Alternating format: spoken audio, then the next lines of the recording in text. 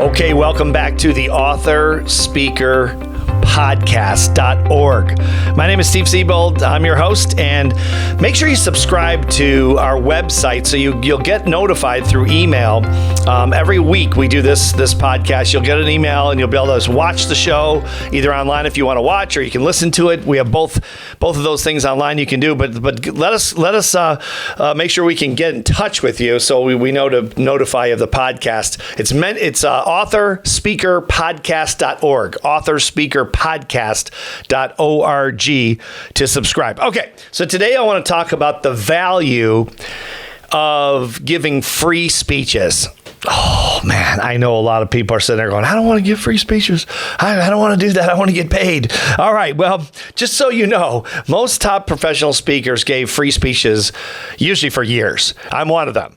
I was out there charging $500 a speech in 1996, and Bill Gove, the great Bill Gove, the father of professional speaking, I went to a speech workshop in 1996, or the late 96. And I told him what I was doing. I gave my speech. He said, yeah, that's worth about $500. And I said, yeah, but my goal is to make $5,000. He said, yeah, you're not going to get $5,000 for that. Never going to happen. And I said, what do I need to do? He goes, you need to learn how to entertain a live audience.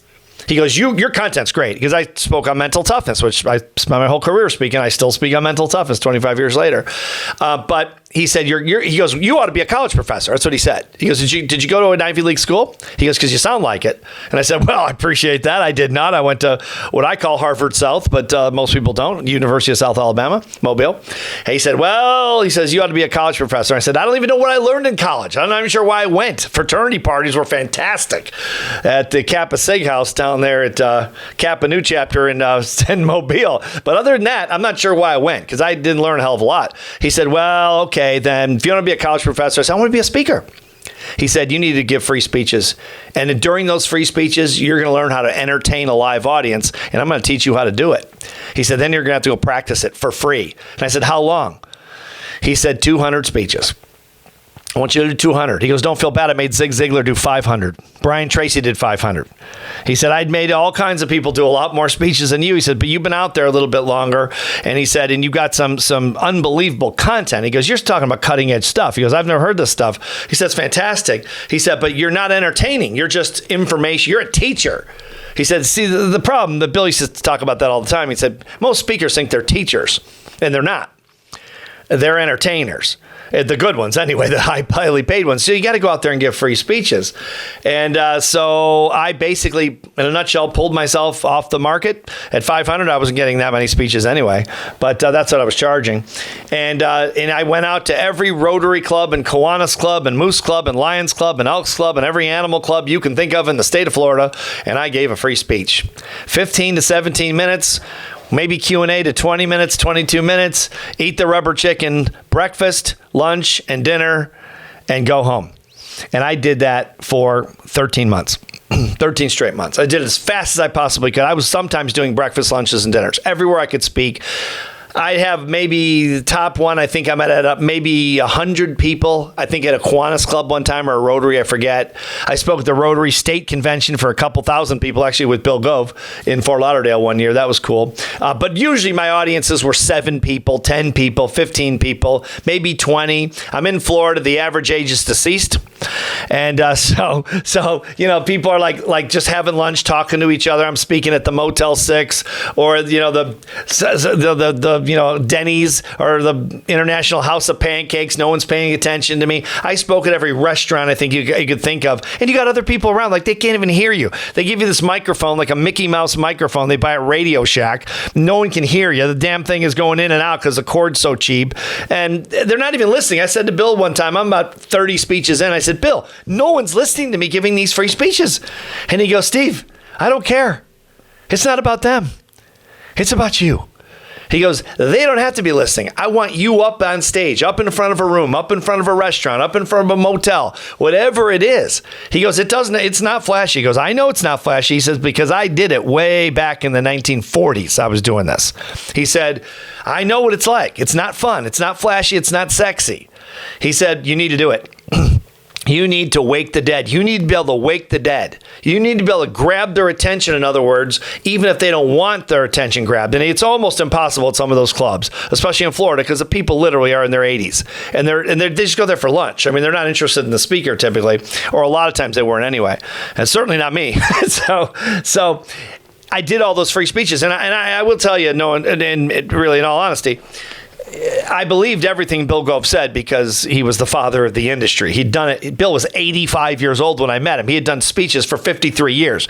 He was on tour for 53 years and traveled around the world 22 times. He represented the U.S. Chamber of Commerce as their speaker, along with Billy Graham and Norman Vincent Peale, and Zig Ziglar at one point was with him when Zig was young. And I mean, yeah, this guy had a track record that no one, he ran the Bill Gove Speech Workshop, which back then was called the Speech Workshop. We added Bill Gove to it because it was all Bill Gove. But you know, this guy had taught all the big speakers, the biggest speakers in the world. So this guy is the king. And I believed Bill. I believed everything he ever said to me in 5 years that we were in business together. But sometimes I was on the road doing these free speeches. I'm not making any money. And luckily, Dawn was supporting us. My wife, Dawn, was supporting us. And I'd be thinking, I just don't know if I'm wasting my time. Believe me, I was not wasting my time. Because as a result of those 13 months, I earned $16 million in the subsequent years of being a speaker, just in keynote fees alone. That doesn't count training. That doesn't count consulting. That's just keynote speaking fees, doing 45 minutes to an hour at a national convention. And I keynoted so many national conventions, I couldn't even tell you all the national conventions I've keynoted, and regional conventions, and, you know, goes on and on. But the bottom line is that without those 13 months of 200 free speeches, it never would have happened. And I'll tell you exactly why it wouldn't have happened. Because I wouldn't have learned how to entertain an audience that did not want to be in the audience. See, a lot of times they don't want to be there. You know, the dream is when you go to a Tony Robbins event over the years, or back in the day we went to a Zig Ziglar event, or, you know, some big speaker, and the audience has paid to be there. So they're jumping up and down. I mean, the Tony Robbins people are nuts. They go crazy, right? When we used to work with Bob Proctor years later, you know, they go crazy over Bob Proctor. And so because these people have paid to be there. Okay, now you go into corporate America. Well, they didn't pay to be there. They're at work. And you happen to be showing up at their work, okay? They don't want to listen to you half the time. Matter of fact, they're a little irritated because they're like, who the hell are you coming in to tell us what to do? You're not even in our business, which it's actually a pretty good point, you know? And we're there telling them what to do. And in my case, mental toughness for increased sales and market share. That's what I did for, that's what I've done for 25 years. And so a lot of times they're like, well, how many pharmaceuticals, of companies have you worked for? How many, if you carried, they call it carrying the bag in pharmaceutical, which means you're a salesperson in pharmaceutical. They say, how long did you carry the bag? I'm like, I never carried the bag. They're like, you're going to tell us how to perform? I'm like, well, it's different. It's psychology. They're like, oh yeah. Okay, hotshot. What do you got? They don't want to be there. You've got to be so dynamic on stage that they want to be there. That's when you get paid. That's when you get paid. It's not about just talking. It's not about information. If you want information, type it into Google and be done. It's free, right? Listen to a podcast like this podcast or any other pod. You can learn anything. The information age is we're even beyond the information age, right? It's all free. So it's not worth it. Why do they pay speakers? Because speakers can grab an audience that no one else can typically. And they can disseminate information in a way that makes an emotional connection with an audience. And that can be worth a fortune to an organization that implements it. A fortune. And so they pay us a fair amount of money. It's pretty good, for a small business. And I mean, it's certainly one of the highest paid professions for a non-celebrity, in the world, obviously. I mean, for a celebrity, Kim Kardashian, let's be honest, Kim Kardashian can tweet about a lipstick and get $1 million. $1 million to send out a tweet. That just pisses me off. Like, no, I'm so jealous and envious. I can hardly stand it. I mean, can you imagine? You just say, well, geez, what am I going to tweet about today? And I'll get $1 million. That's not, it's like unbelievable to me. Elon Musk is the richest man in the world, right?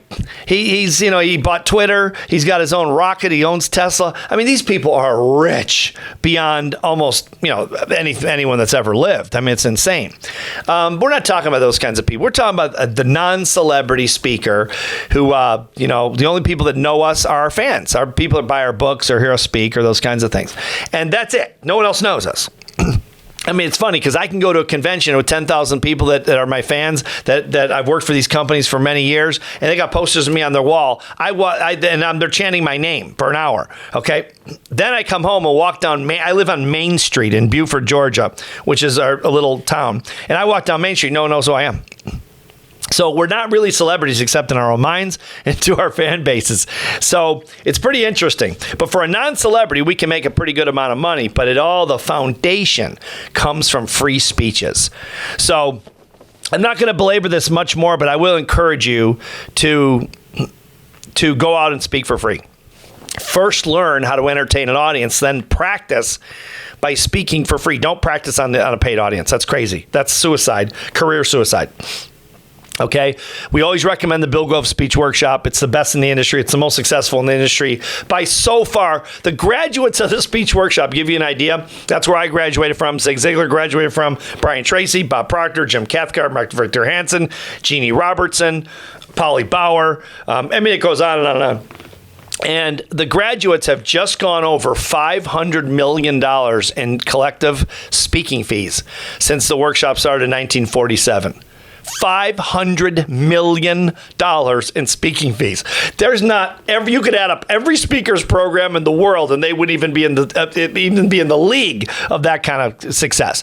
The Speech Workshop, the Bill Gove Speech Workshop, is Harvard. It's the best of the best, and it's where everybody's really come from. Most people have come from. Almost all the top speakers. Go to speechworkshop.com. Get the online program. Come to the live workshop at Bone Allen Mansion in Georgia. Get the training. Then go out, do it one way or another. Or if you've already had the training, if you feel like you've already made money speaking and you're trying to make more money, that's why you're listening to this podcast, it's a good reason, then go out and do free speeches to become more entertaining if you're not happy with your fee, okay? And if you are happy with your fee, if you've got a good fee and you just want to get more speeches, that's something different, but practice in free audiences is the best way.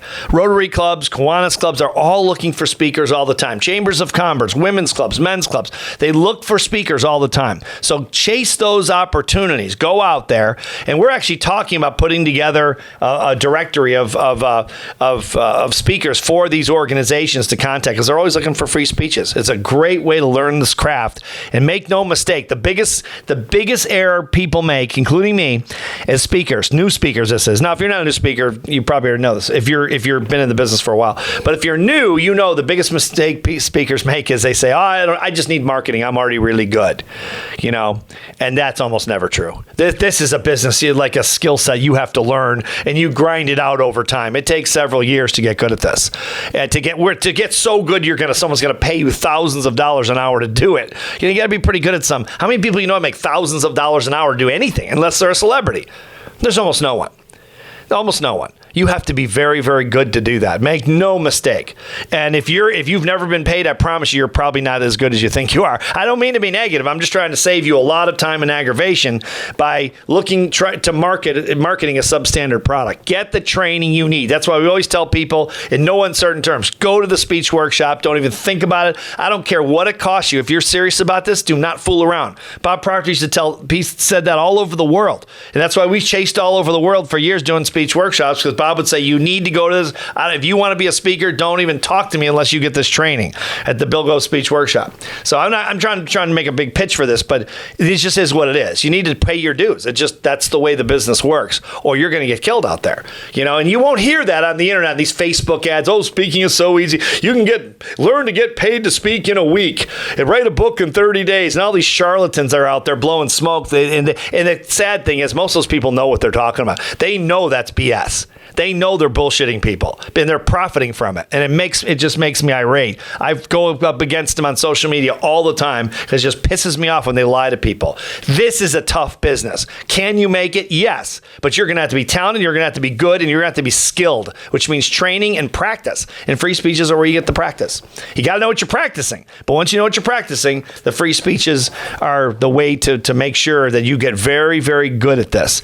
And you can spend the rest of your life until they hold you off in a box giving speeches for money. It's a fantastic, fantastic business. So that's what I want to say about that. So I appreciate you being on the podcast. Make sure you subscribe. AuthorSpeakerPodcast.org. AuthorSpeakerPodcast.org. Subscribe, and we'll send you an email every week telling you about the new episode, and I'll see you the next time. Thanks for listening.